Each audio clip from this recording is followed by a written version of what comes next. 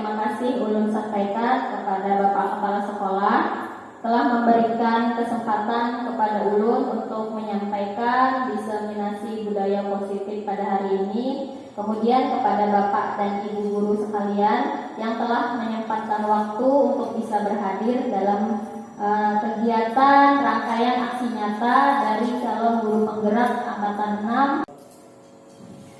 Sebelumnya perkenalkan, ulun Mardiatul Istiqomah, guru matematika dari SMP Negeri 1 Sangkung Makmur sebagai calon guru penggerak angkatan 6 dari Kabupaten Banjar.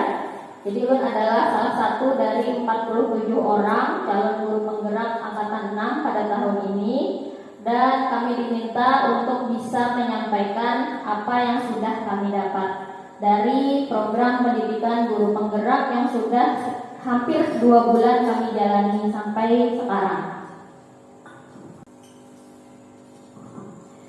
Sebelumnya, apa yang saya sampaikan pada hari ini itu bersifat sharing atau berbagi pengetahuan dan pengalaman sebagai calon guru penggerak setelah kami mempelajari modul 1.4 mengenai budaya positif.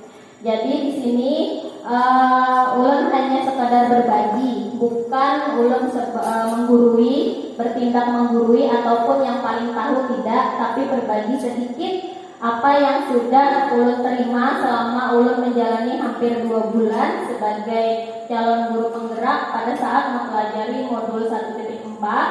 Dari beberapa modul yang kami pelajari, jadi kami mempelajari mengenai budaya positif. Kemudian jika ada pertanyaan ataupun masukan ataupun saran dari Bapak dan Ibu sekalian, sangat ulun terima dan bisa Bapak Ibu sampaikan di akhir sesi. Yang akan ulun sampaikan pada hari ini yang pertama adalah filosofi pendidikan nasional, kemudian budaya positif yang meliputi ada disiplin positif dan nilai kebajikan universal, teori motivasi, hukuman dan konsekuensi, dan restitusi. Kemudian ada keyakinan dan kesepakatan kelas. Yang terakhir adalah kebutuhan manusia dan dunia berkualitas. Apa yang ulun sampaikan ini tidak terlepas dari kebutuhan siswa kita, kebutuhan murid dalam belajar. Jadi ini apa yang disampaikan oleh Pak Irwan tadi ada hubungannya dengan kurikulum merdeka, karena kurikulum merdeka itu dari sinilah dasarnya. Jadi kurikulum merdeka itu berawal dari filosofi pendidikan nasional itu sendiri yang disampaikan oleh Ki Hajar Dewantara. Seperti yang sudah kita tahu bahwa Ki Hajar Dewantara itu adalah bapak pendidikan kita. Dasar pendidikan menurut Ki Hajar Dewantara itu adalah menuntun. Menuntun yang berarti mengarahkan segala kekuatan kodrat yang ada pada anak-anak agar mereka dapat mencapai keselamatan dan kebahagiaan yang setinggi-tingginya baik sebagai manusia maupun anggota masyarakat. Jadi tugas kita Bapak dan Ibu, makanya kenapa guru itu disebut sebagai orang tua kedua di sekolah, karena tugas kita tidak hanya mengajar ataupun menyampaikan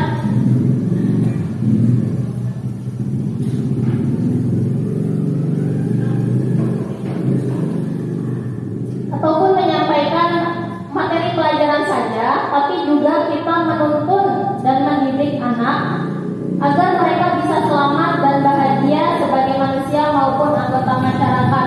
Dalam artian anak-anak kita nantinya, murid-murid kita itu bisa berguna di masyarakat dan mereka juga bisa mempunyai manfaat dalam lingkungan sekitarnya.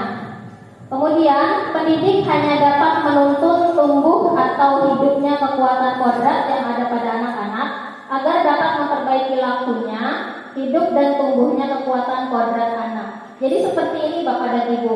Maksudnya kita menuntun tumbuh dan hidupnya kekuatan kodrat pada anak, karena anak kita itu, kita sudah sering mendengar bahwa anak kita terlahir dengan bakat dan potensi masing-masing. Tugas kita adalah mengarahkan, membimbing agar bakat dan potensi mereka itu bisa membawa keselamatan bagi mereka dan bisa membawa manfaat bagi masa depan anak-anak. Jadi seperti itu. Itu yang dimaksud dengan yang dimaksud oleh Ki Hajar Dewantara bahwa pendidik hanya dapat menuntun. Kita tidak bisa menentukan mau jadi apa anak itu. Kita tidak bisa memaksakan. Apakah kita mau menyuruhnya menjadi polisi? Mungkin kita tidak bisa, karena setiap anak itu terlahir dengan potensinya masing-masing. Mau kita suruh dia pintar matematika atau dia pintar tes bahasa Inggris juga tidak bisa, karena dia mempunyai potensi masing-masing. Jadi tinggal tugas kita lah sebagai pendidik, bahkan kita sebagai orang tua, untuk menuntun kekuatan kodrat anak agar sesuai dengan bakat dan potensi yang dibawanya sejak lahir.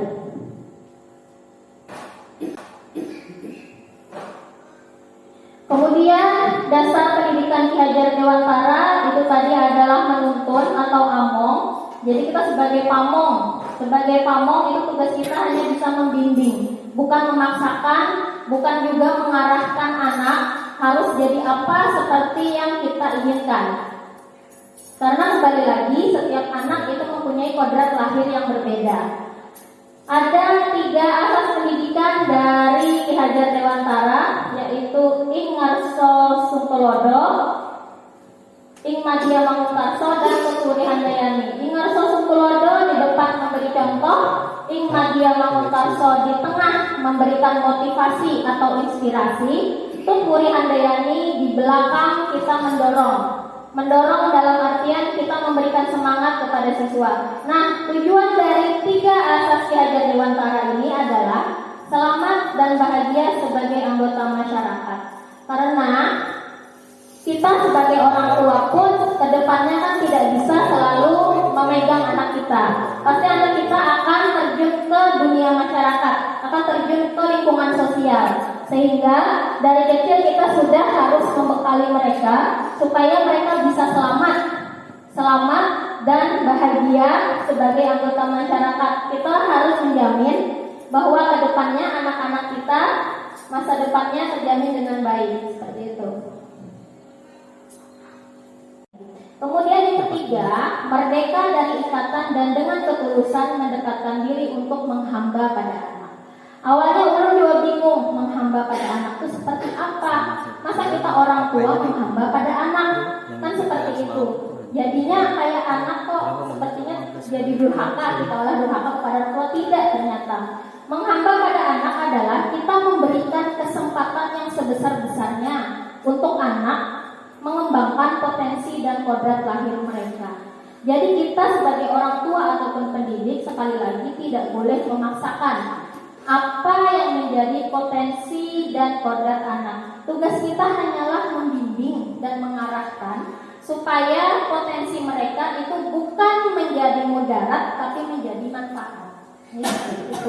Itu maksud dari menghamba pada anak. Melanjutkan ke budaya positif. Budaya positif ini adalah melahirkan suatu pemikiran di sekolah supaya bisa memberikan lingkungan yang positif bagi siswa agar mereka juga terbiasa. Jadi bukan lagi terpaksa tapi terbiasa untuk melakukan hal-hal yang baik di sekolah maupun di lingkungan. Yang pertama ada disiplin positif dan nilai kebajikan universal. Nah, di sini ada pertanyaan Bapak dan Ibu. Apakah Anda setuju dengan pernyataan berikut? Yang pertama adalah hukuman yang tidak menyenangkan itu kira-kira apakah dapat mendisiplinkan anak? Kemudian memberi penghargaan dapat meningkatkan motivasi belajar.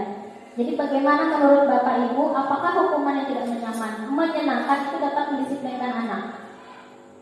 Kira-kira apakah bisa? Jika misalkan kita menghukum siswa dijemurkah atau misalnya disuruh lari keliling lapangan, itu apakah bisa mendisiplinkan anak? Kemudian ketika kita memberi penghargaan itu dapat meningkatkan motivasi belajar, apakah bisa? Nah, jadi pertanyaan ini nanti akan kita jawab. Apakah itu disiplin? Arti dari disiplin sebenarnya itu apa? Jadi disiplin itu berasal dari bahasa Latin yang disiplina, yang artinya adalah belajar, berhubungan dengan makna asal dari ilmuwan Socrates dan Plato yang berarti disiplin diri murid-murid. Jadi disiplin itu sebenarnya artinya adalah belajar. Belajar seperti apa? Belajar bertanggung jawab. Belajar untuk melakukan hal-hal yang baik. Belajar untuk datang tepat waktu. Belajar untuk mengerjakan tugas sesuai dengan jadwal.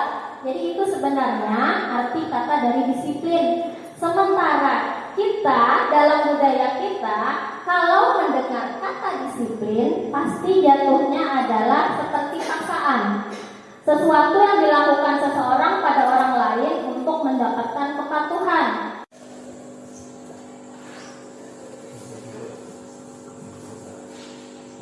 Nah, berhubungan dengan disiplin positif tadi, ada yang namanya nilai kebajikan universal. Jadi nilai kebajikan universal, nilai-nilai kebajikan adalah sifat positif manusia yang merupakan tujuan mulia yang ingin dicapai setiap individu. Nilai tersebut bersifat universal atau bisa digunakan untuk semua aspek, lintas bahasa, suku bangsa, agama, maupun latar belakang. Nilai-nilai kebajikan ini berdasarkan pada pendapat beberapa ahli. Yang pertama, setiap perilaku atau perbuatan pasti memiliki suatu tujuan yang dinyatakan oleh Dr. William Glasser pada teori kontrol pada tahun 1984. Kemudian dengan mengaitkan nilai-nilai kebajikan yang diyakini seseorang, maka motivasi intrinsiknya akan terbangun, sehingga menggerakkan motivasi dari dalam untuk dapat mencapai tujuan mulia yang diinginkan, yang dinyatakan oleh Diana Gosser pada tahun 1998. Kemudian nilai-nilai kebajikan yang ingin dicapai oleh setiap anak Indonesia di negara kita kenal dengan profil pelajar Pancasila. Jadi profil pelajar Pancasila yang selama ini digaung-gaungkan dalam kurikulum Merdeka itu merupakan nilai-nilai kebajikan yang akan kita tanamkan pada siswa. Karena dengan mengaitkan nilai-nilai kebajikan menurut Diana Gosser tadi, maka motivasi intrinsiknya diharapkan akan terbangun. Jadi di sini kita mengharapkan motivasi intrinsik atau motivasi dari dalam itu akan terbangun jika kita bisa menanamkan nilai-nilai kebajikan. Nah, ini nilai kebajikan universal atau yang biasa kita dengar profil pelajar Pancasila, ada 6. Beriman bertakwa kepada Tuhan Yang Maha Esa dan berakhlak mulia. Yang kedua adalah mandiri. Yang ketiga bernalar kritis. Yang keempat berkebinekaan global. Yang kelima bergotong royong. Yang keenam adalah kreatif. Tidak harus semuanya kita tanamkan, paling tidak salah satu atau salah dua. Jika kita bisa menanamkan, insya Allah mungkin motivasi internal dari dalam diri siswa itu bisa kita munculkan dan kita bisa menanamkan disiplin positif. Lanjut ke teori motivasi, hukuman dan konsekuensi serta restitusi.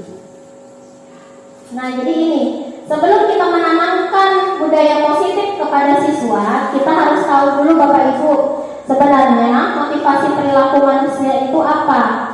Jadi ada 3 motivasi perilaku manusia. Yang pertama, dia disiplin untuk menghindari ketidaknyamanan atau hukuman. Jadi itu, dia terpaksa berdisiplin karena untuk menghindari ketidaknyamanan atau hukuman. Salah satu pertanyaannya adalah apa yang akan terjadi apabila saya tidak melakukannya? Dan ini jelas merupakan motivasi eksternal. Jadi motivasi yang berasal dari diri seseorang.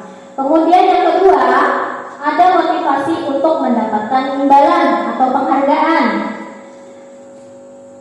Tentu ada pertanyaan, apa yang akan saya dapatkan apabila saya melakukannya? Nah, dan ini juga merupakan motivasi eksternal. Dia menginginkan penghargaan ketika dia melakukan perbuatan baik. Yang terakhir, Motivasi perilaku manusia yaitu untuk menjadi orang yang mereka inginkan dan menghargai diri sendiri dengan nilai-nilai yang mereka percaya. Mungkin ini yang jarang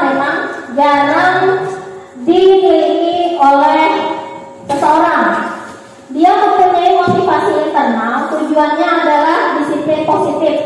Paling tidak, tujuannya dia adalah menghargai dirinya sendiri dan ingin meningkatkan harga ataupun nilai dari dirinya.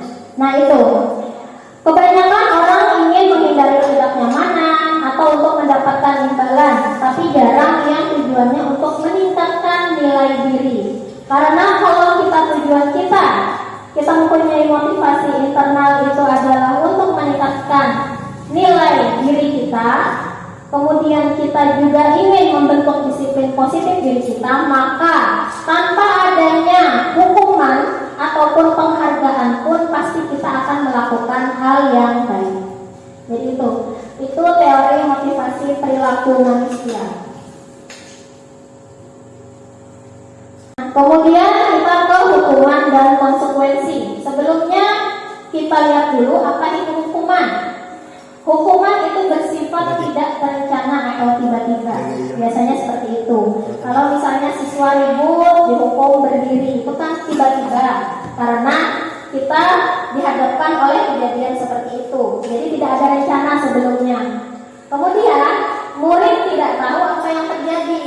Jadi murid kita tuh tahunya ribut saja, tapi dia tidak tahu apakah nanti dihukum seperti apa dan tidak dilibatkan. Maksudnya tidak dilibatkan sebelumnya. Kalau sebelumnya misalnya ada perjanjian, kalau kita ribut di kelas, maka sanksinya nanti seperti ini, konsekuensinya seperti ini. Nah, kalau hukuman seperti itu sifatnya spontan, bersifat satu arah dari guru yang memberikan dan murid hanya menerima, tanpa melalui suatu kesepakatan atau pengarahan dari pihak guru, baik sebelum atau sesudahnya.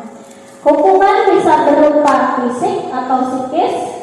Murid atau anak disakiti oleh suatu perbuatan atau kata-kata. Jadi tanpa sadar sebenarnya Bapak Ibu, kita kalau menghukum siswa itu sebenarnya menyakiti anak.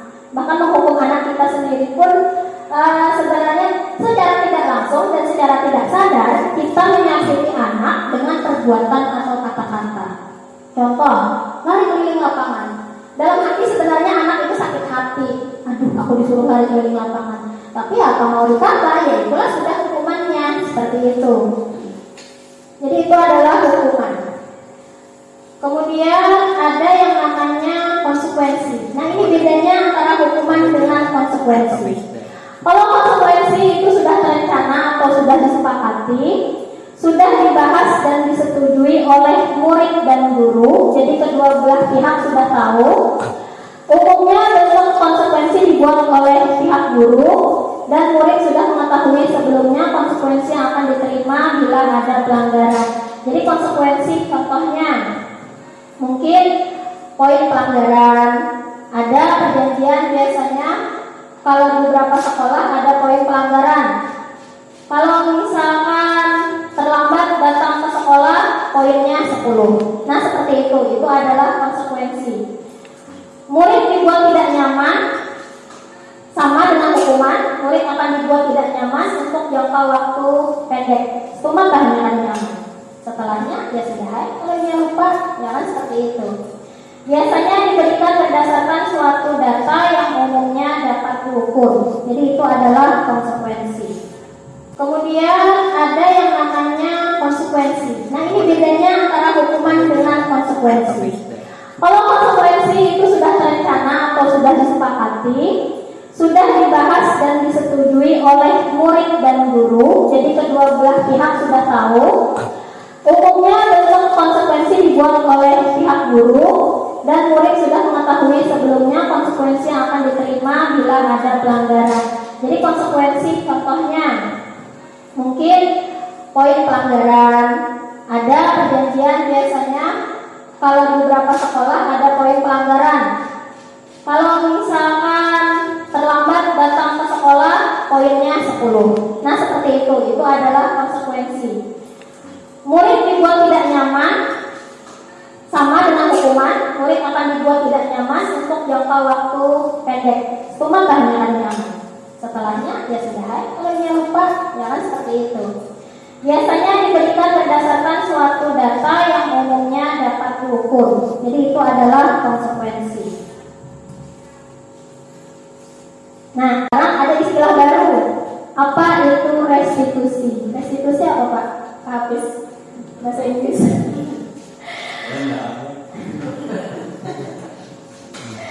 Restitusi. Jadi kalau restitusi, apa itu restitusi? Adalah proses menciptakan kondisi bagi murid untuk memperbaiki kesalahan mereka, sehingga mereka bisa kembali pada kelompok mereka dengan karakter yang lebih kuat.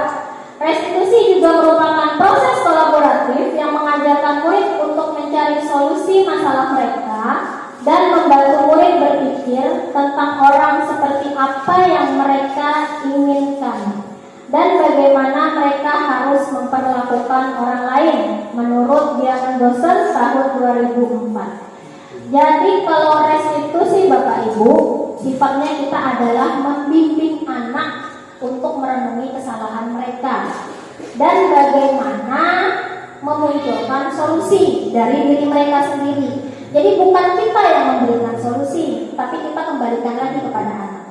Kamu kenapa seperti ini? Kira-kira masalahmu apa? Kemudian solusinya supaya kamu tidak mengulangi perbuatan ini bagaimana? Jadi kalau restitusi itu lebih memberikan solusi, sehingga dalam jangka panjang anak akan berpikir dan dia akan mengetahui konsekuensi dari apa yang dilakukannya. Jadi diharapkan ketika dia menemukan masalah apa yang dihadapi, kemudian dia menemukan solusi dari masalahnya, anak itu tidak akan mengulang perbuatan yang sama. Jadi itu tujuan dari restitusi. Jadi restitusi ada 9. Yang pertama, bukan untuk menebus kesalahan. Jadi tidak seperti konsekuensi dan hukuman tadi, bukan sebagai tebusan kesalahan, namun untuk belajar dari kesalahan. Jadi dia dapat pengalaman dari kesalahan yang sebelumnya. Yang kedua, memperbaiki hubungan. Kalau siswa hubungan dengan temannya rusak, mungkin karena dia berkelahi atau ada masalah, maka diharapkan dia mempunyai solusi untuk bisa memperbaiki hubungan, bahkan hubungannya dengan dirinya sendiri. Karena kita kan sudah sering mendengar Bapak Ibu bahwa musuh terbesar kita adalah diri kita sendiri. Jadi bahkan memperbaiki hubungan diri sendiri pun juga penting. Yang ketiga, tawaran, bukan paksaan. Kita menawarkan siswa bagaimana solusi yang baik untuk mengatasi masalahnya.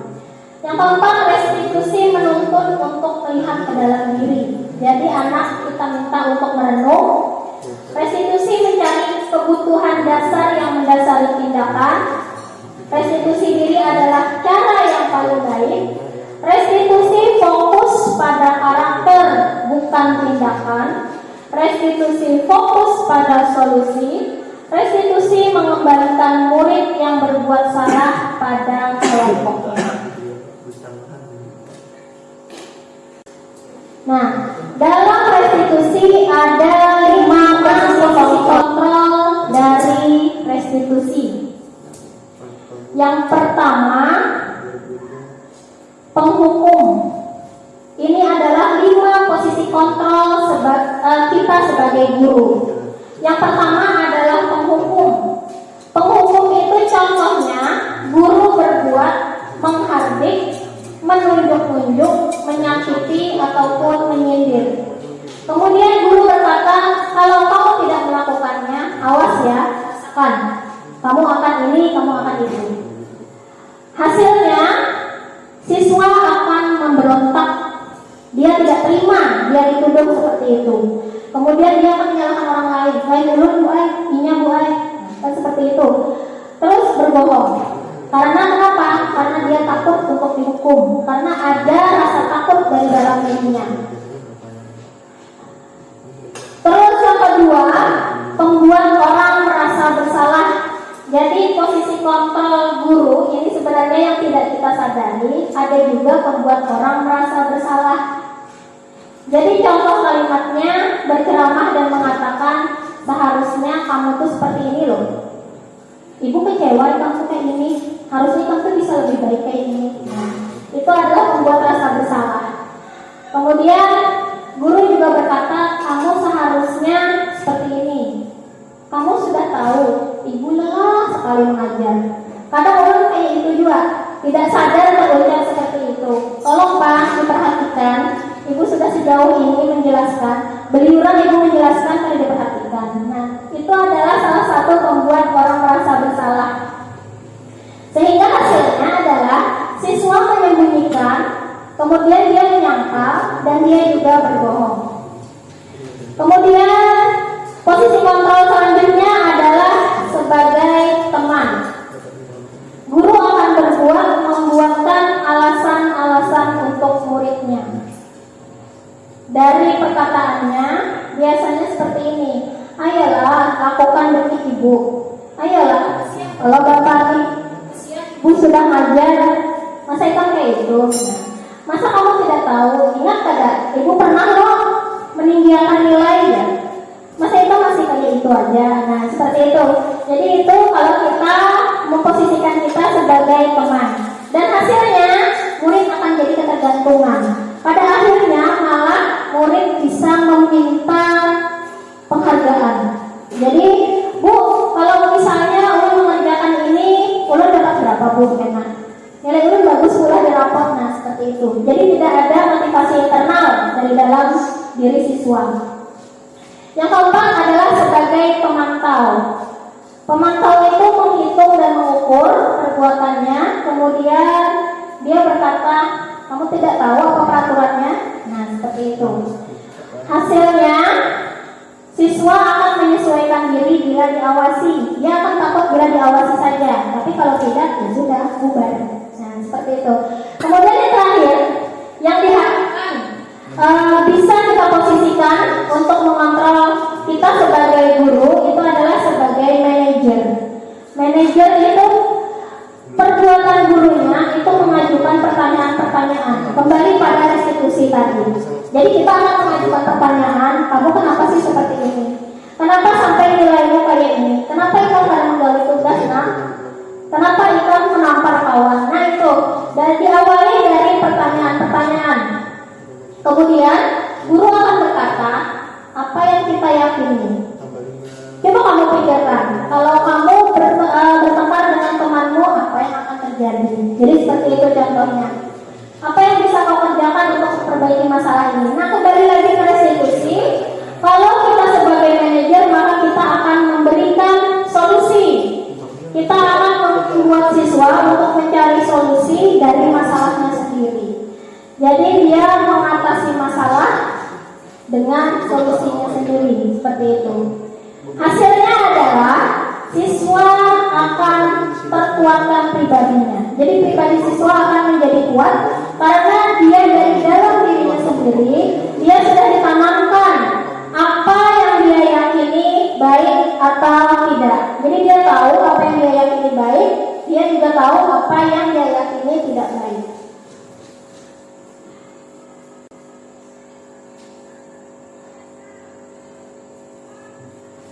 Nah ini Bapak Ibu segitiga restitusi ketika kita menghadapi suatu masalah, menghadapi suatu siswa yang bermasalah. Jadi kita diberikan pilihan untuk mengatasinya dengan segitiga restitusi. Yang paling dasar itu adalah menstabilkan identitas. Jadi kita menstabilkan identitas siswa supaya siswa itu paling tidak emosinya bisa stabil setelah dia membuat masalah. Contoh kalimatnya, setiap orang pasti pernah melakukan kesalahan. Atau kamu bukan satu-satunya yang pernah melakukan ini. Jadi kita stabilkan dulu. Oh ternyata aku ini cuma hilang seperti itu. Artinya di dalam dirinya nanti dia akan terbentuk pemikiran, oh, aku bisa memperbaiki. Aku bukan orang yang salah, aku bukan orang yang gagal. Kemudian naik ke atas itu ada validasi tindakan yang salah. Contohnya adalah kamu tentu punya alasan mengapa melakukan itu. Jadi kita balik lagi ke siswa kita buat dia berpikir kenapa dia melakukan kesalahan itu. Jadi kita tidak boleh langsung menunjuk, kamu tuh salah kayak ini.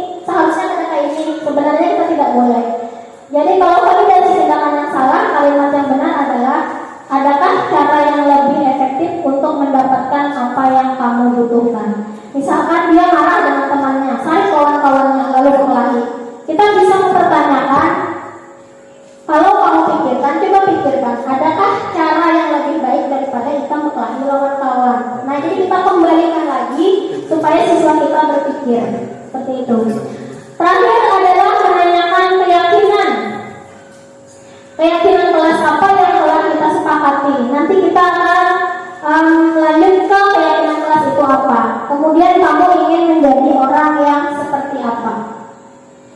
Jadi Ulun pernah kemarin menangani siswa disuruh menggawi tugas itu koler, disuruh mencatat pada mau, alasannya pulpen lah ketinggalan, dipinjami pulpen pada mau. Ternyata ini ada mencatat 2 kali, 3 kali, akhirnya Ulun panggil,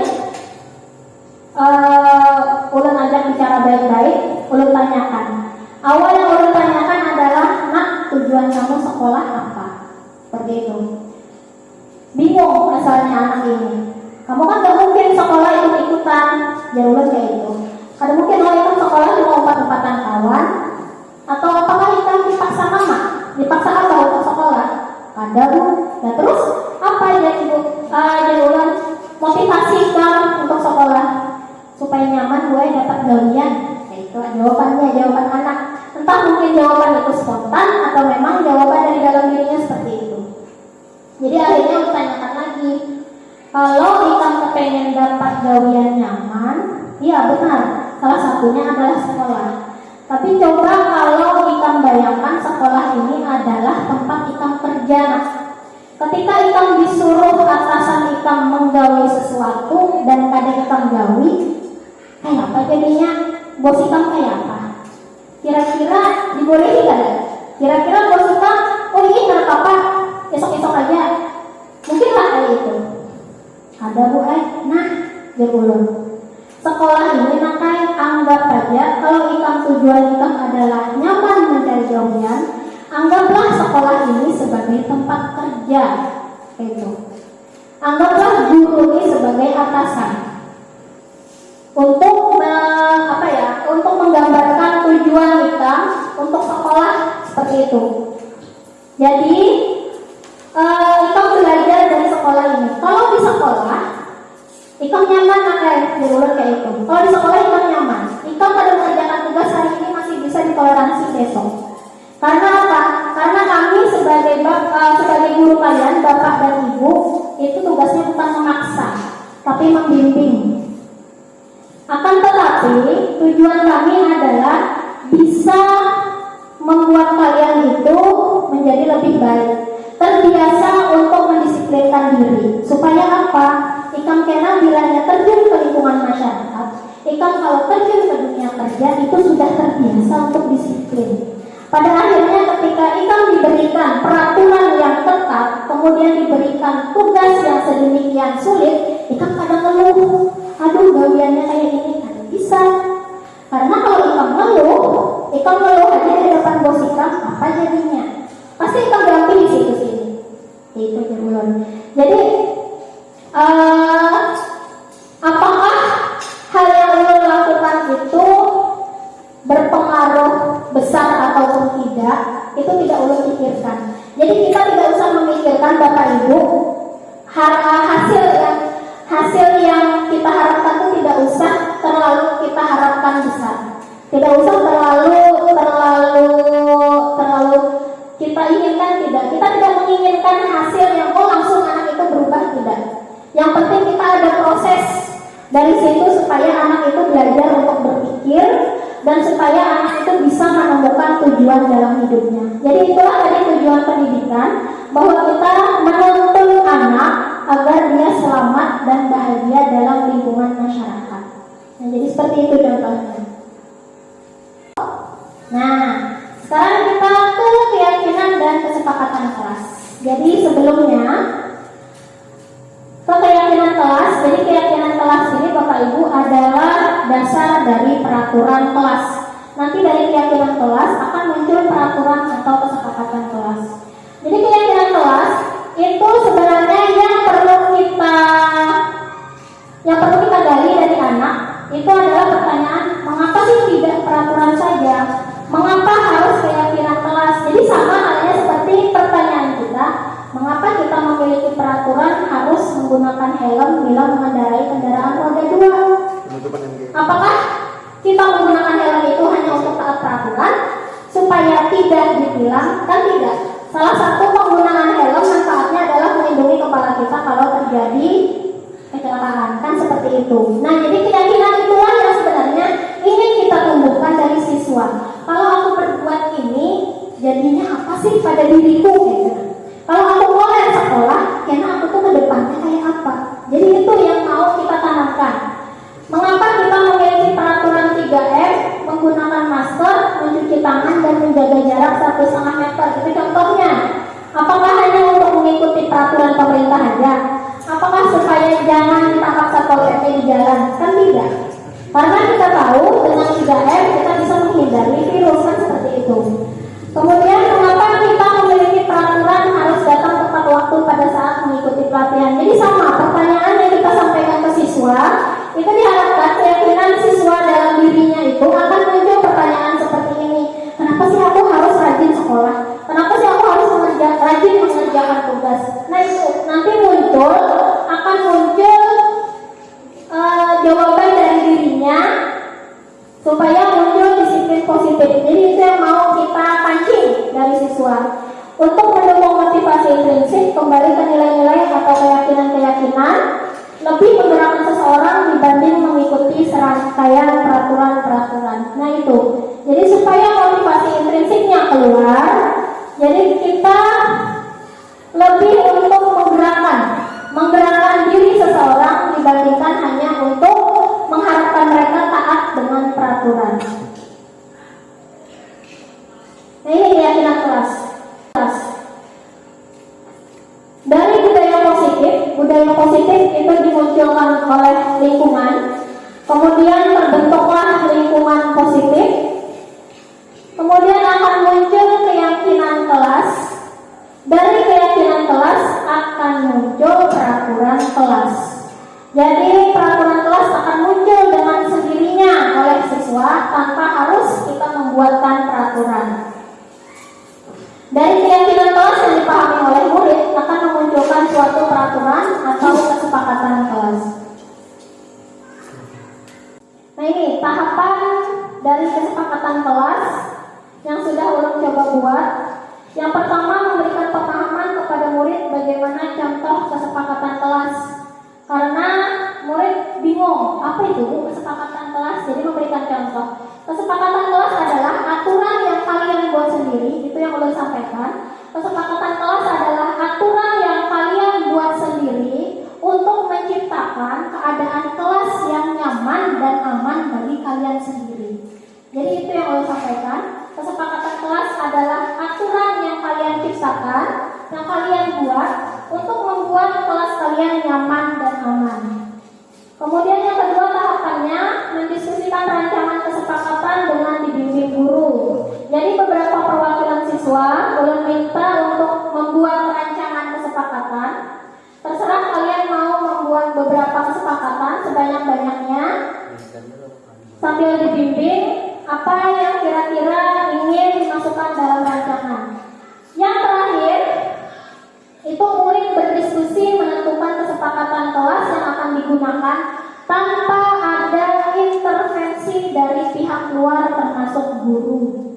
Jadi yang ulun buat dari kesepakatan kelas siswa adalah apa yang sudah dirancang oleh teman-temannya itu dilemparkan lagi ke kelasnya.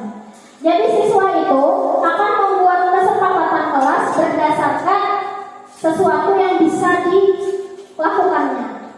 Jadi seperti ini, kemarin ulun mendengar, Bu, kawan ulun boleh ada setuju untuk yang hadir tepat waktu di sekolah. Pada setuju Bu, alasannya apa nak? Ulun menulis pagi dulu. Itu jadi alasannya. Jadi kalau untuk 7:30 ulun datang gue ada kawan. Jadi ulun tanyakan kawan-kawannya, banyakkah yang tidak setuju untuk hadir tepat waktu? Banyak Bu. Nah, jadi ulun padani ke kawannya, kita tidak bisa memaksakan kesepakatan ini untuk di kelas kamu. Kenapa? Karena banyak yang tidak setuju.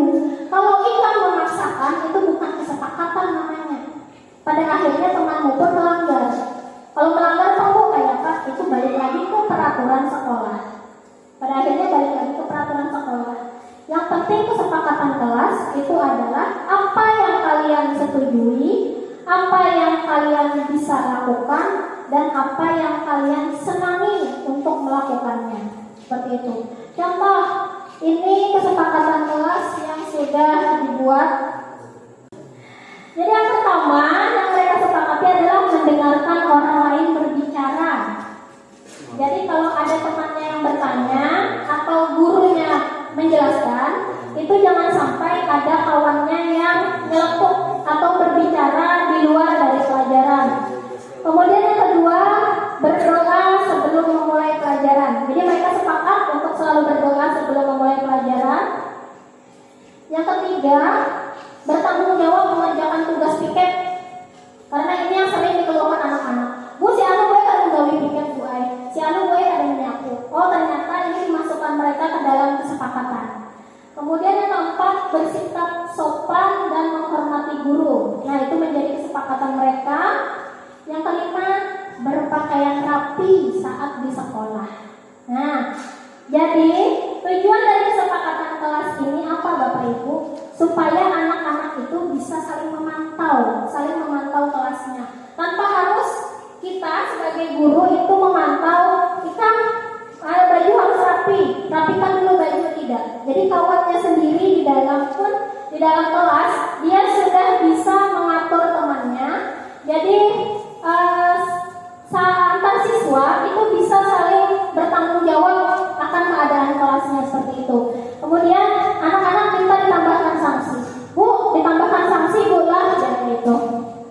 Karena kalau ada disanksi, karena kekawanannya gue bocil. Oh ya sudah, silakan. Kalau memang kesepakatan kalian ditambahkan sanksi, silakan. Jadi sanksinya apabila melanggar kesepakatan kelas akan dikenakan denda Rp2.000. Jadi itu kesepakatan dari siswa. Jadi pada akhirnya pada saat kawannya ada yang melanggar dari 5 kesepakatan ini dan kena denda Rp2.000, ini akan berat. Kan sudah tahu kesepakatannya apa. Kan sudah disetujui bersama-sama. Jadi tidak ada lagi yang ngeluh atau yang sarik-sarik di hadapan seperti itu. Nah itu, jadi itu adalah hasil dari kesepakatan kelas. Materi terakhir, kebutuhan manusia dan dunia berkualitas. Nah, jadi dari sini kita ingin menanamkan disiplin positif pada anak, itu harus tahu dulu Bapak Ibu apa sih sebenarnya kebutuhan dasar manusia.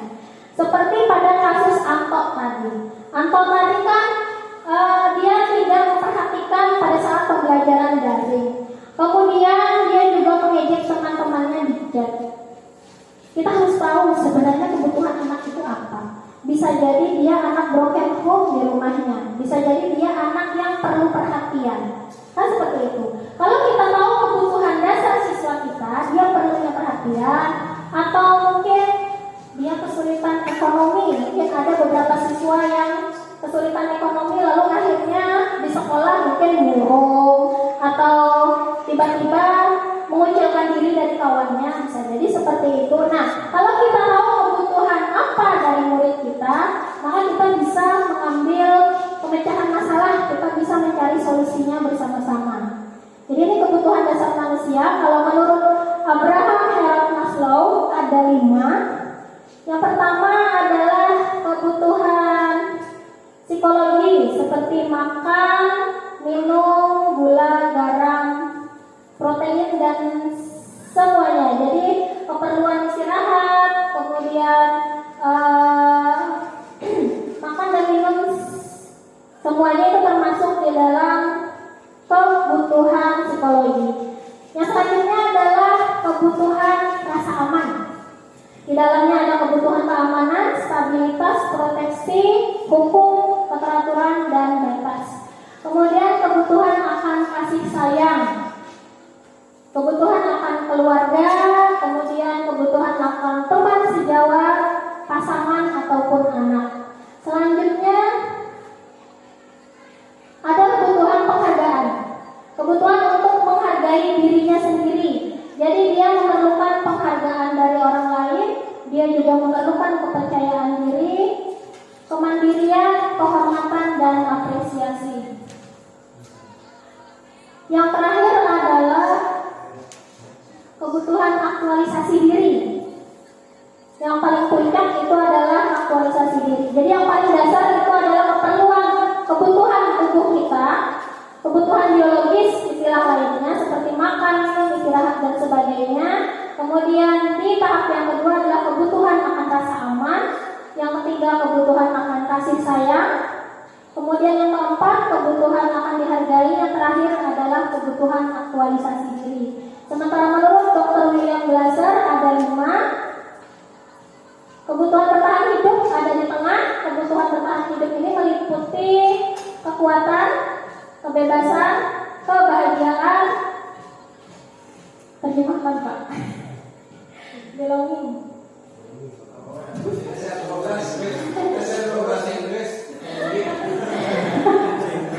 Ya, kebutuhan belonging.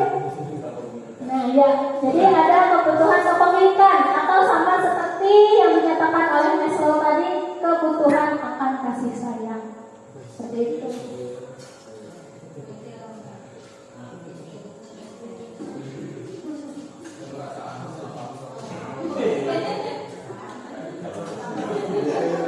Jadi dari kebutuhan manusia tadi akan muncul dunia berkualitas. Apa sih dunia berkualitas? Jadi di sini disampaikan dunia berkualitas adalah tempat khusus dalam pikiran Anda, tempat Anda menyimpan gambaran representasi dari semua yang Anda inginkan, bisa berisi orang-orang yang Anda inginkan, hal-hal dan apa saja yang terbaik dalam hidup Anda dan membuat Anda merasa bahagia dan terpenuhi kebutuhan dasar Anda. Dr. William Glasser menyebutnya sebagai semacam album foto sehingga isinya tidak akan terlalu banyak, hanya akan terdiri dari beberapa hal saja yang sangat signifikan dan benar-benar terbaik dalam hidup Anda yang membuat hidup Anda menjadi lebih bermakna.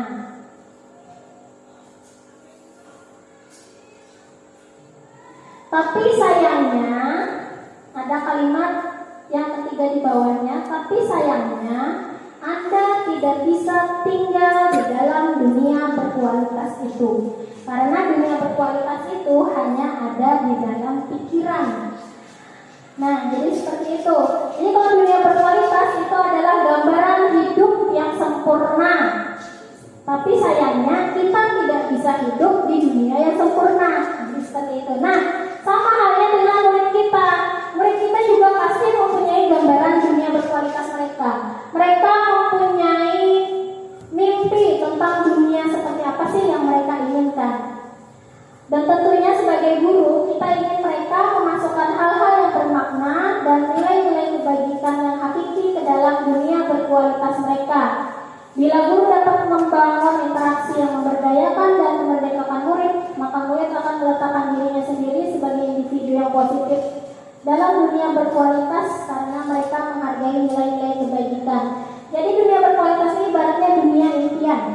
Dunia impian apa sih yang ingin diwujudkan oleh murid kita? Nah, dan tugas kita adalah memasukkan nilai-nilai kebajikan ke dalam dunia impian mereka itu. Jadi ketika mereka mimpinya, aku hendak jadi bos, aku hendak jadi orang sugih, hendak jadi sultan, gitu, hendak mau beli apapun, hendak buka apapun yang aku inginkan bisa. Misalnya seperti itu dunia impian siswa kita. Nah, kita mencoba memasukkan nilai-nilai kebajikan di dalamnya. Contohnya nilai kebajikan dari profil pelajar Pancasila kita kan yang pertama beriman dan bertakwa kepada Tuhan Yang Maha Esa. Kita memasukkan, nak, kalau kamu sugih jangan lupa bersyukur. Nah, seperti itu. Jadi kan ada nilai kebajikan yang kita masukkan di dalamnya. Kemudian ada nilai profil pelajar Pancasila yaitu bergotong royong. Kalau kamu mempunyai impian untuk menjadi orang kaya, jangan lupa ya nak berbagi. Jangan lupa ya untuk bisa membantu orang-orang di sekelilingmu, kan seperti itu. Jadi diharapkan dengan nilai kebajikan seperti itu, dunia impian atau dunia berkualitas yang diinginkan oleh anak-anak kita itu akan terwujud dengan baik dan bisa memberi manfaat bagi lingkungan di sekitarnya. Yang bisa ulun tentang budaya positif dan disiplin positif. Jika ada saran, pertanyaan ataupun masukan, dipersilahkan. Terima kasih.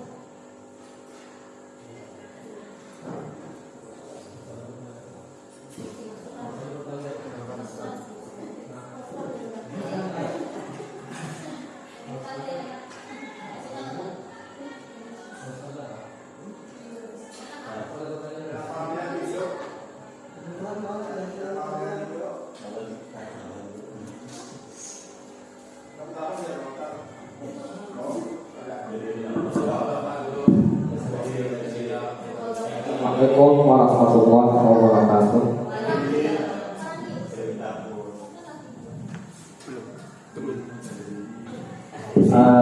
Perkenalkan dulu, ulun calon guru penggerak masa depan.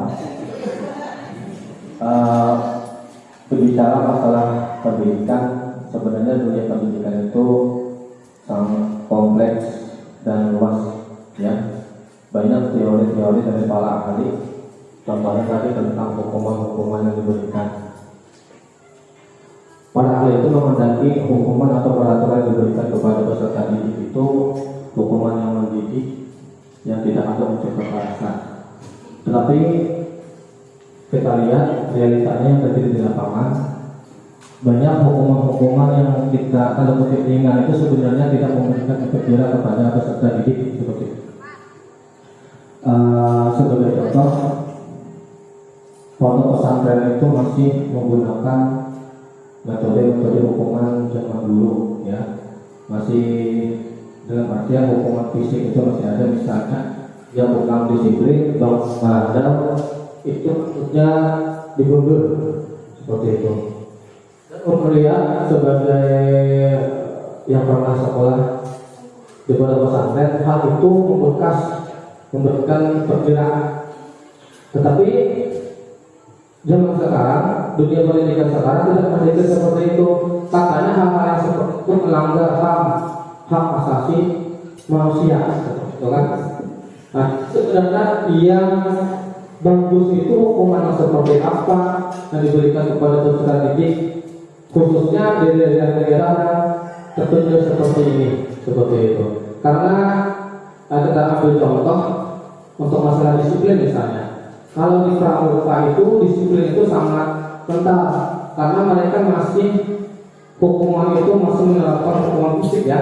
Kadang-kadang disuruh dari lapangan teriak-teriak seperti itu. Dan itu sangat membekas bagi peserta didik yang ikut di ekspor seperti itu.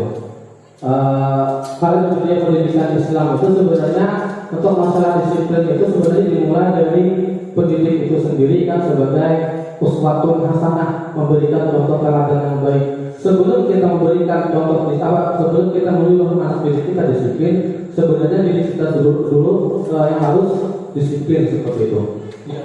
Ya, hukuman atau orang seperti apa yang memang istilahnya itu baik dilakukan di sekolah terpencil seperti di tempat kita ini, ya. Karena mungkin kita kalau seperti teori-teori disampaikan tadi mungkin di daerah perkotaan bisa, cuma untuk di daerah-daerah di pegunungan seperti ini itu kadang-kadang kurang pas, ya, seperti itu. Terima kasih.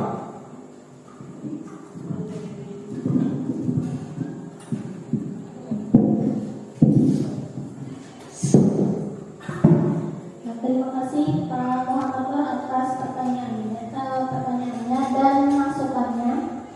Yang mengambil tadi adalah yang sangat bagus sekali, guru itu sebagai uswatun hasanah, sebagai teladan yang baik seperti itu. Nah, sebenarnya apa yang dia sampaikan itu Pak, itu ada bisa menumbuhkan disiplin positif. Karena ketika kita memberikan contoh yang baik kepada anak, maka anak akan melihat, oh guruku aja seperti ini, guruku aja bisa disiplin, kenapa aku kada, kan seperti itu. Kemudian mengenai hukuman-hukuman yang kata Pian tadi, beberapa contohnya seperti di pondok atau pramuka ataupun seperti pendidikan militer, itu kan pasti ada hukuman. Akan tetapi yang kita lihat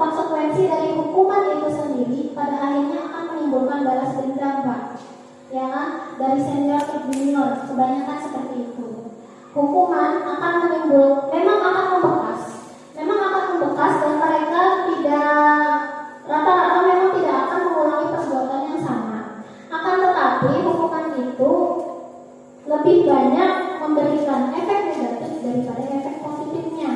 Banyak yang pada akhirnya melakukan balas dendam. Contohnya praktik perpeloncoan atau ospek seperti mahasiswa itu ataupun di pondok pesantren sendiri kan banyak kasusnya yang kita dengar. Pada akhirnya mereka akan balas dendam dari senior ke juniornya. Aku dulu dihukum kayak ini, ya sudah aku ke junior seperti itu. Nah, jadi yang kita hindari sebenarnya dari hukuman itu adalah itu, Pak. Rasa sakit hati siswa yang kemudian akan menjadi dendam. Dan dendamnya itu bukan ke guru sebagai penegak disiplin, karena dia sadar kita itu berada di posisi di atasnya. Tapi pada akhirnya mereka dendamnya ke bawah karena merasa juniornya itu kan adalah pihak yang lemah, seperti itu. Makanya kenapa beberapa teori itu memberikan gambaran bahwa hukuman itu adalah kalau bisa, itu kan kalau bisa dan tanda kutip kalau bisa itu adalah sebagai alternatif yang terakhir. Kalau hukuman seperti di sekolah kita, ya memang tempat terpencil seperti ini, ulun rasa tidak ada bedanya ya Pak seperti di kota. Kalau kita memang bisa memberikan keyakinan yang baik ke siswa, kita bisa mendekati dari hati ke hati, diharapkan siswa itu akan tumbuh keyakinan dari dalam dirinya bahwa apa yang diperbuatnya itu salah dan mereka tidak akan mengulang di masa yang akan datang.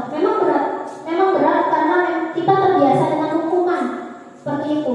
Untuk menanamkan disiplin positif itu memang berat, PR buat kita semua. Bahkan ulun yang sudah belajar sejauh ini sampai ke modul 1.4 yang sudah bolak-balik membuka pun belum bisa menerapkannya. Karena itu susah memang untuk mengubah anak dari dalam dirinya itu bukan perkara yang mudah. Bahkan orang tuanya sendiri pun belum tentu bisa merubah anak seperti itu. Akan tetapi sikap itu bisa kita ubah. Yang tidak bisa kita ubah itu kan sifat. Misalnya sifatnya pemarah atau mungkin arogan, itu kita tidak bisa merubah karena itu adalah bawaan lahir. Tapi yang kita bisa ubah itu adalah sikap. Bagaimana dia bersikap untuk mengontrol sifatnya yang pemarah. Kalau dia bisa membentuk sikap yang baik dalam dirinya, maka diharapkan itu ada kontrol dari sifatnya yang gampang emosian atau sifatnya yang arogan, kemudian sifatnya yang narsis, mungkin seperti itu. Jadi kalau sikap kita bisa merubah, walaupun sifat tidak bisa dirubah. Jadi memang apa yang Pia katakan tadi benar. Sangat sulit kita jika tidak menerapkan hukuman, karena memang selama ini kita terbiasa dengan hukuman. Ketika kita melihat anak salah, itu kita hukum. Bahkan anak kita sendiri pun mungkin pada saat dia melakukan kesalahan langsung kita hukum atau langsung kita marahi, kan seperti itu. Kita marahi atau kita bentak itu juga termasuk hukuman di dalamnya. Nah, jadi tugas kita secara perlahan sama-sama belajar bagaimana kita bisa mendekatkan diri ke anak, kita bisa mendekatkan diri kepada siswa supaya bisa menanamkan keyakinan itu sendiri, supaya kita bisa merubah mereka punya mindset bahwa apa yang mereka lakukan itu salah, bahwa apa yang mereka lakukan, bahwa kesalahan yang mereka lakukan itu tidak boleh dilakukan lagi di masa yang akan datang, seperti itu.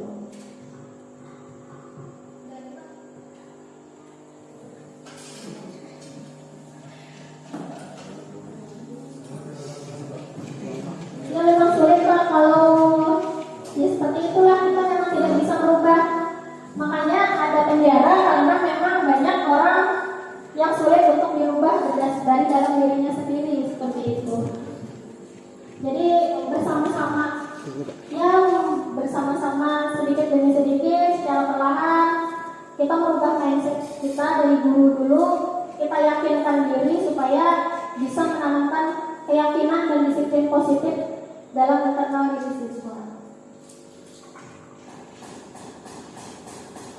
Ada lagi mungkin Bapak dan Ibu?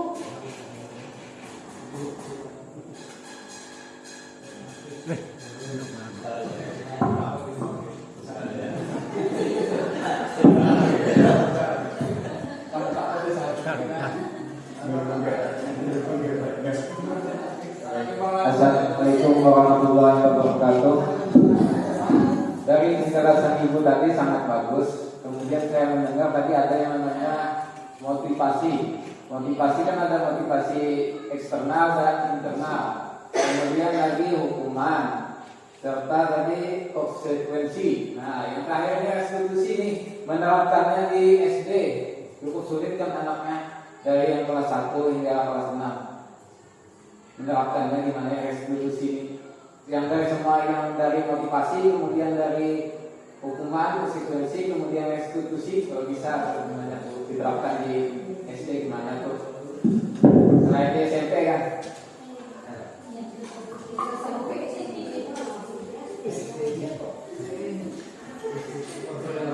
Ya, terima kasih Pak. Hukuman dan konsekuensi itu sudah kita terapkan, ya kan Pak? Karena hukuman secara spontan sudah sering mungkin kita gunakan untuk menghukum siswa. Kemudian konsekuensi itu berupa peraturan-peraturan sekolah yang sudah kita buat seperti itu. Kalau untuk restitusi itu adalah proses Pak. Proses bagaimana kita supaya siswa itu mengenali kesalahannya, kemudian dia menemukan solusi dari masalahnya. Karena setiap anak itu kan melakukan perbuatan itu ada alasannya. Contoh kalau anak-anak SD pasti bukan pasti maksudnya kalau misalkan siswa itu mengganggu kawannya tuh. Misalnya mengganggu kawannya gawainya budaya aja, kawannya belajar diganggu ini itu. Kalau dia tanyakan pasti ada alasannya. Kenapa sih nak? Ikut kayak ini? Kemungkinan bisa jadi apakah dia cari perhatian, apakah mungkin dia merasa kecewa dengan temannya. Nah itu adalah tugas kita menggali Pak. Jadi menggali siswa itu sebenarnya ada apa sih? Apa yang melatar belakanginya melakukan masalah seperti itu. Nah itu salah satu tahapan restitusi. Kemudian kalau misalnya sudah didapatkan ternyata permasalahannya kurang kasih sayang dari orang tua, kita dengan perlahan kita memberikan perhatian. Kita memberikan perhatian dan kita memberikan apa yang tidak didapatkan oleh siswa tersebut. Seperti itu. Jadi kita melakukan pendekatan-pendekatan. Mungkin pada akhirnya kita akan melakukan pendekatan yang lebih kepada anak itu daripada ke siswa yang lain. Karena memang dia yang bermasalah daripada siswa yang lain. Seperti itu. Nah, kemudian dari pendekatan-pendekatan itu, misalnya kita kawani, kalau anak-anak SD kan ketujuh kayak itu, karena dikawani, diparaki, setiap hari itu. Tapi kalau bisa jangan terlalu mencolok karena mungkin anak akan minder. Kenapa aku ini rancak benar didatangi bapak, didatangi pak guru, aku ini salah Pak? Kalau akhirnya minder tidak. Jadi kita mencari cara Pak, kita melakukan pendekatan, bagaimana kita paraki siswa itu sampai kita dapatkan hatinya. Itu Bapak. Jadi kalau kita bisa melakukan pendekatan ke siswa, itu akan mudah untuk memasukkan nilai kebajikan ke siswa. Jadi ketika kita sudah anak merasa nyaman dengan kita pasti kita bisa memasukkan kita bisa menggiring siswa untuk menemukan solusi masalahnya. Nah, kira-kira Ikam kalau mengganggu kawan tuh kayak kawan Ikam kan kayak gitu. Jadi pegang mata. Coba lihat sih. Ikam ramainya berkawanan, bila Ikam mengganggu kawan, maulah Ikam dijauhi kawan. Kan kayak itu. Terkadang anak-anak SD itu takutan dijauhi kawan. Ya lah kira-kira. Karena anak-anak SD itu kayak itu, bilangnya dijauhi kawan atau karena dikawani oleh kawannya, itu lalu menangisnya. Ulun kada dikawani si Ayu bu, ulun kada diheraninya. Nah, jadi dari situ kayak pegangan kita bisa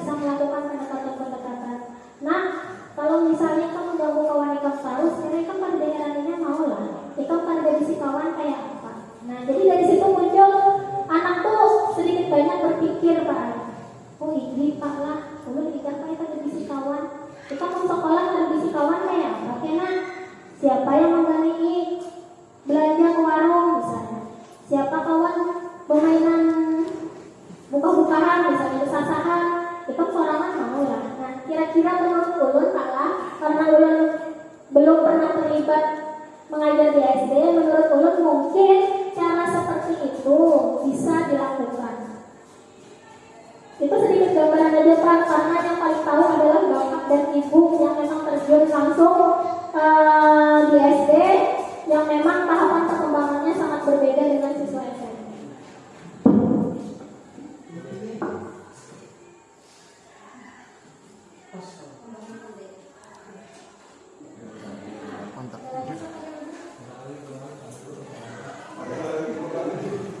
Bagaimana dari Bapak dan Ibu, apakah ada lagi pertanyaan, saran atau masukan yang ingin disampaikan?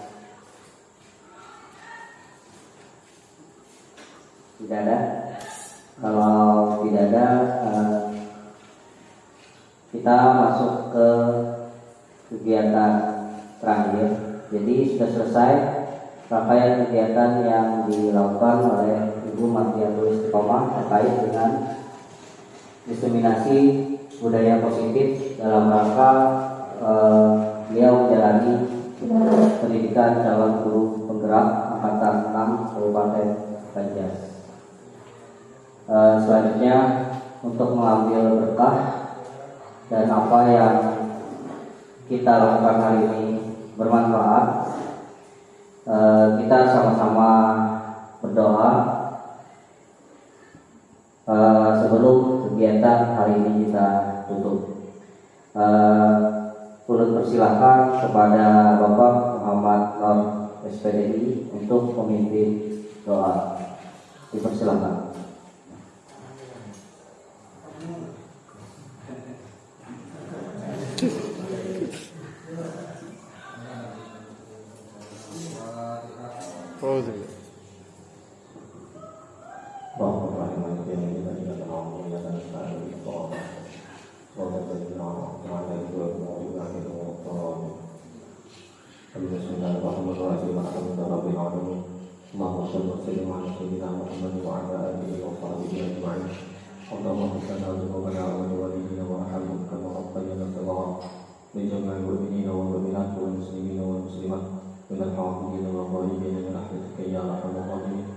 Allahumma sallim dinana wa sallim awladina wa sallim anfusana wa sallim amwalana wa sallim qulubana wa sallim fa'idana ya Allah wa sallim fa'idana ya Rahman wa sallim fa'idana ya Rahim wa rahmatika ya Arhamar Rahimin.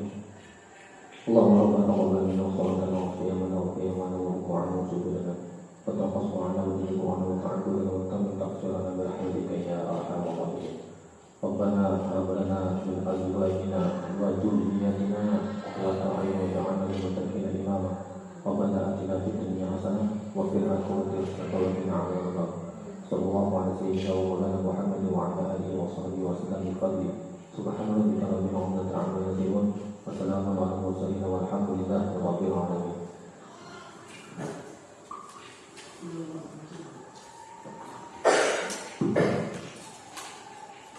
Terima kasih kepada Bapak Muhammad Nur SPDI atas pembacaan doa yang telah disampaikan ini.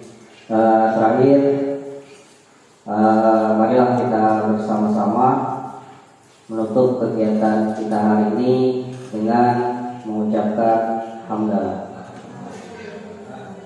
Ulun sebagai pembawa acara, kalau ada kata-kata yang salah mohon dimaafkan. Dan semoga apa yang kita lakukan hari ini bermanfaat dan berkah bagi anak-anak kita, terutama siswa-siswa kita yang berada atau menjalani pendidikan saat ini. Demikian, Assalamualaikum warahmatullahi wabarakatuh.